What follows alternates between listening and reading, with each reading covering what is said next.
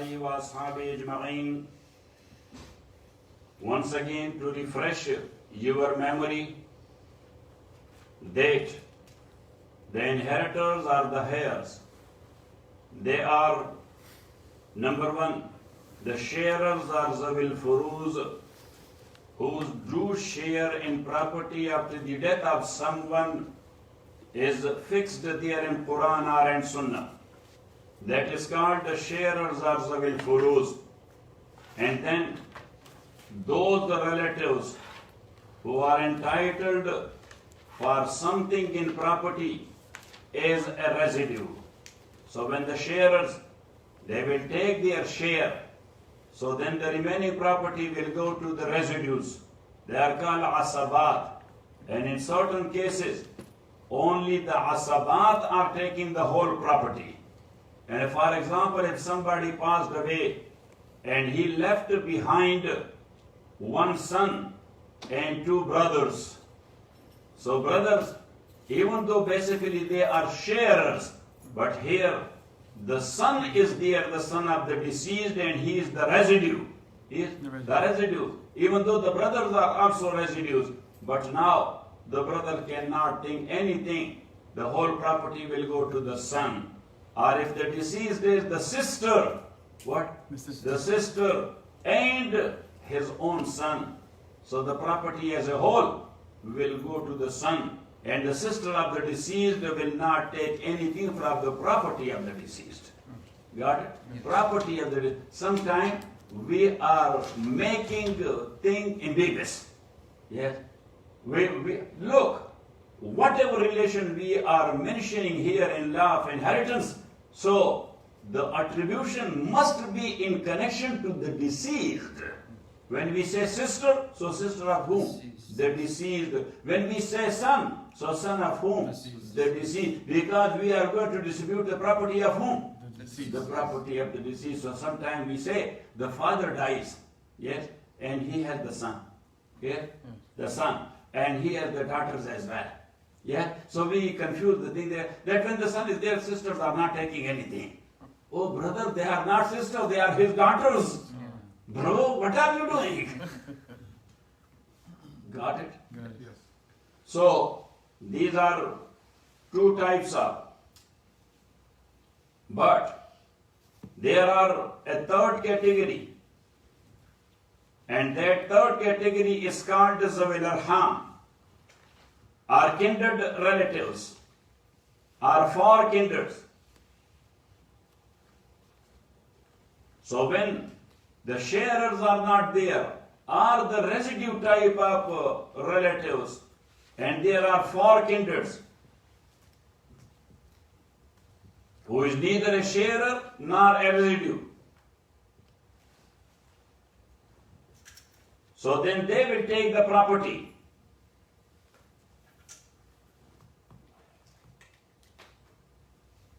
And that is the mazhab of Imam Abu Hanifa and Imam Malik. That is the mazhab of Abu Hanifa and Imam Ahmad, not Imam Malik. While Zayd ibn Sabit from Sahaba, Rizwanullahi alayhim ajma'in, he says that there is no inheritance for four kindred or four relatives. If the deceased does not have the sharers or residues, so then the property will go to the government. It will go to the National Exchequer, the National Treasury. So that is the mazhab of Imam Malik and Imam Shafi. But later on their followers, they started giving fatwa on the mazhab of Imam Abu Hanifa and Imam Ahmad. Because they say لأن بيت المال قد فسد. Because the Muslim governments and their treasury affairs are totally disturbed. Yes? So we are not going to disturb this property as well. Because they are looting it and putting it there in Switzerland. Yes, so why we should give that property to the treasury and they will take it where? To Switzerland or to Panama. Yes. Panama is also. Yes. Offshore companies are where? In Panama. Yes. And the friends there, they were showing us all those buildings known for the offshore companies. Known for the offshore. So somebody asked me from Pakistan that, Sheikh, we were yes, watching that you were there in Panama. What you were doing there in Panama? I said, I was checking the accounts.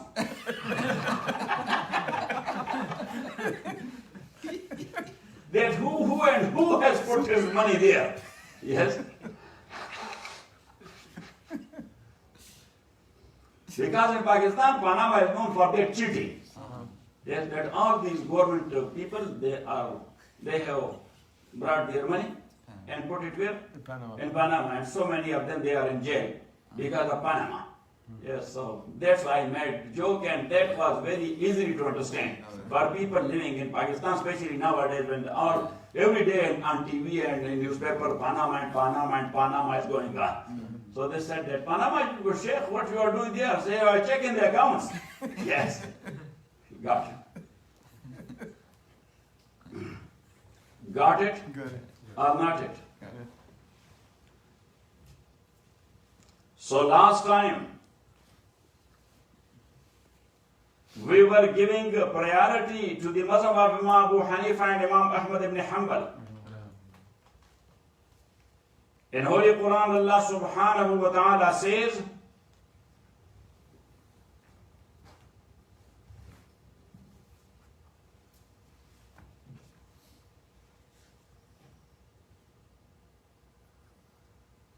Surah Al-Anfal,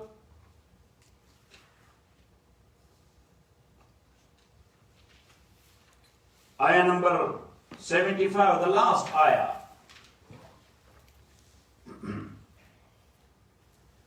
وَالَّذِينَ آمَنُوا, and those who believed min ba'du, after the previous people.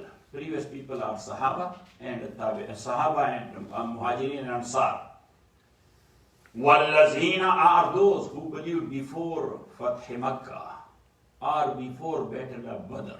Before Battle of Badr. So Allah subhanahu wa ta'ala praised them. Now those who believed after Battle of Badr. So Allah is talking about them. وَالَّذِينَ آمَنُوا, and those who believed min ba'du, after that وَهَاجَرُوا, and they migrated for the cause of Allah. وَجَاهَدُوا مَعَكُمْ, and they strived hard in your company. They strived hard in your company. فَأُولَٰئِكَ مِنكُمْ, so they are from you. They are from your group. They are from you? From your group.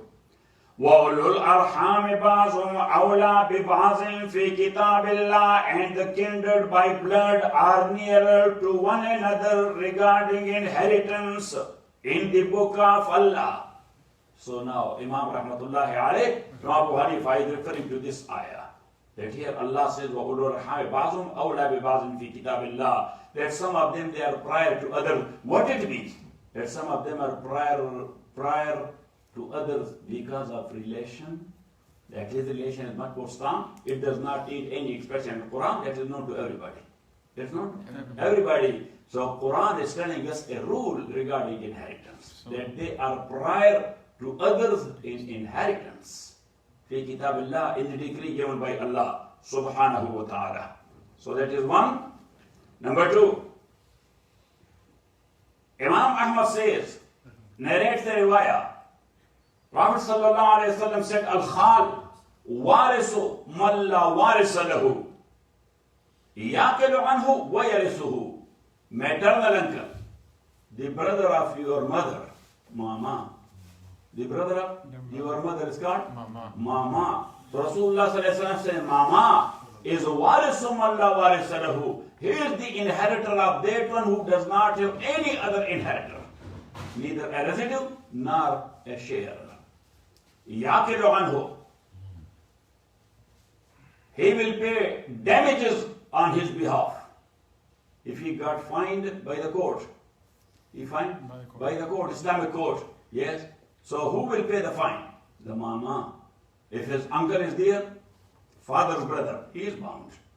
Yes. If his Urare is there, yes, nephew from brother, he is bound because they are the residues. They are what? The residue. They are the residues, but none of them are there.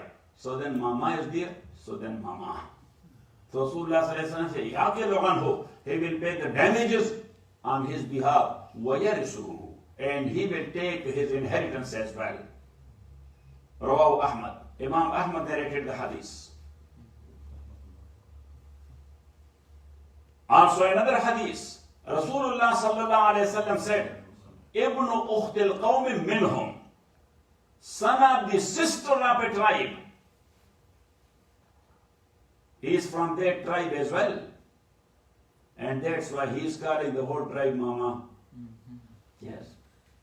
The Tarjan grandfather, his mother was Yusufzai. Tarjan grandfather.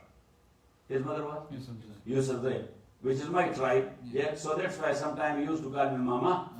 Yes. He used to call me mama Sangai. So someone asked me, Ajisa, he is like your grandfather is calling you mama. I said, because of respect. He said, what respect? I said that because his mother is from our tribe. Got it? And also, the tribe calls such like a guy, Khuraye.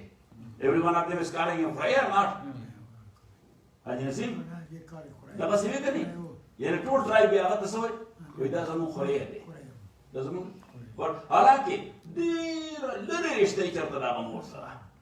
so far relation with his mom, but she is from the same tribe, so the whole tribe is calling him Khuraye. So Rasulullah sallallahu alaihi wasallam said, "Ibn ukhtil qawmi minhum." Khuraye is from the tribe of his mother as well.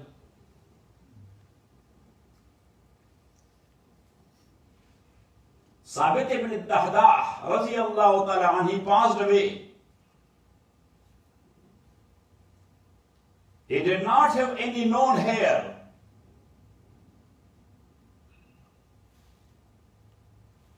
So Prophet sallallahu alaihi wasallam asked Asim ibn Adi,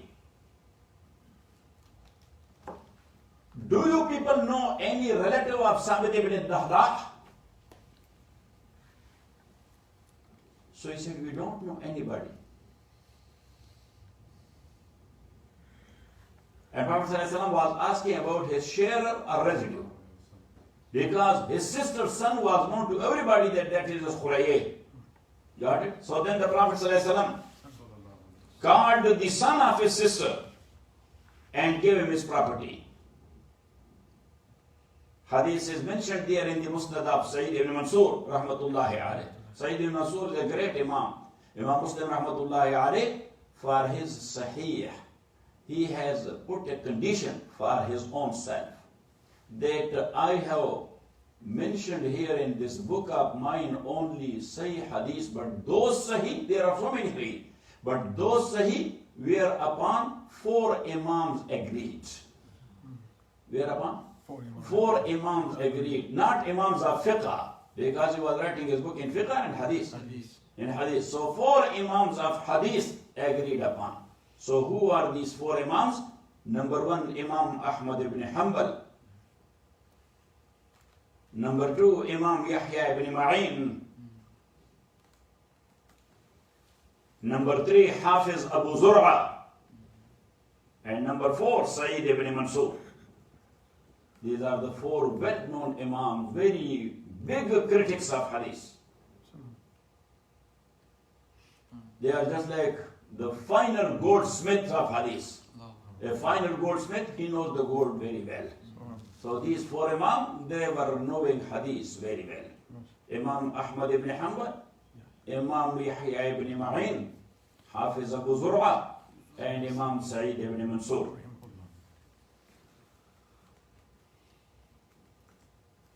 Umar said to Abu Ubaidah,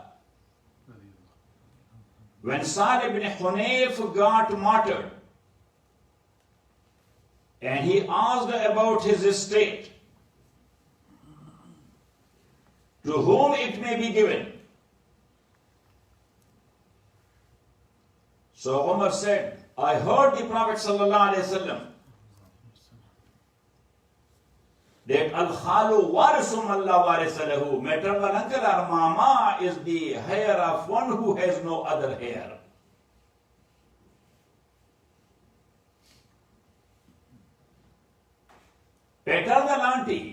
the sister of your father. She is also neither a sharer nor a residue. She is neither a sharer, but she is Zawil Arham, or Zatul Rahim, far kindred in this sense. So Ibn Masud decreed for paternal auntie 2/3 of the property, and for maternal auntie 1/3 of the property. Someone passed away, and he had no any other heirs. He had one paternal auntie, sister of his father, and one maternal auntie, sister of his mother. So Ibn Masud radiyallahu ta'ala an, he made 3 shares. He gave 2/3 to the paternal one and 1/3 to the maternal. So this is actually the mazhab of Jumhur Sahaba and 2 Imams, Imam Abu Hanifa and Imam Ahmad ibn Hanbal. The second point of view is that of Zayd ibn Sabit radiyallahu ta'ala an. And also that is narrated from Abdullah ibn Abbas that far kindred does not inherit. So the property will go to Baitul Mal.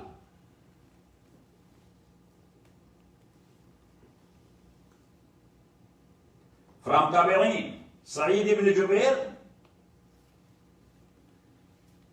and Sa'id ibn al-Musayyab. And from Fuqaha, Imam Awza'i and Imam Abu Thawr. Imam Awza'i and Imam Abu Thawr. They have the same point of view.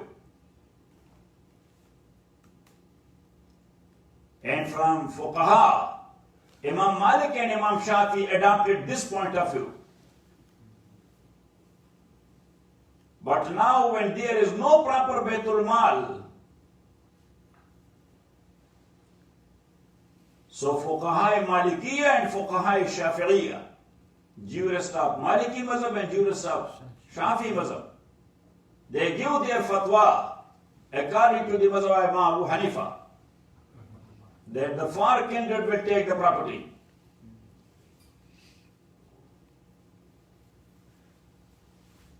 How Zayd ibn Sabit adopted this point of view? There is a hadith.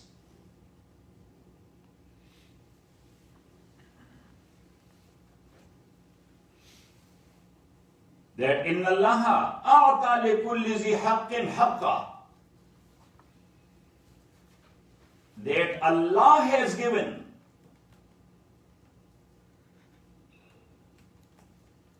to every rightful person his due right. So this hadith narrated by Imam Tirmizi. So they say in the ayat of Miras in Surah Nisa, ayat of Miras in Surah Nisa, Zawil Arham or far kindred are not mentioned. That's how they explain the hadith.